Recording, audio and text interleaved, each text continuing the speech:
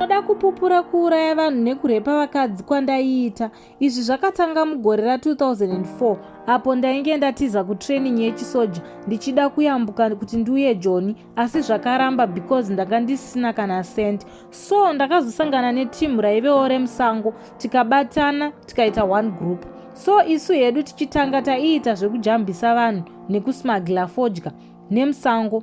So rimwe day tichijambisa vanhu ndakachiva mumwe mukadzi aivepo, ndokubva taudza timu rangu, ndokubva tatomisa munhu wese aivepo. Varume tairova ukaita nharo taikupondera kafira mberi. Vakadzi vechidiki tairepa vakanyanya kunaka, taigona kuchinjana vhiki rese tozomudhamba.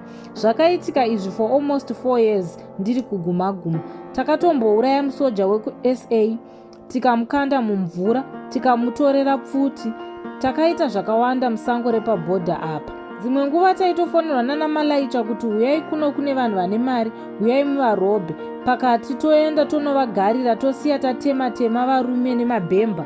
Vakadzi taienda navo nevasikana vechidiki ava.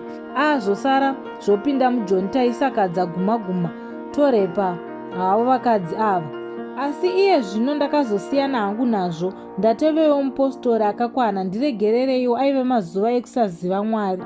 Hei, samai vaive nekacheche kumusana, mondiregererawo pane zvandakaita.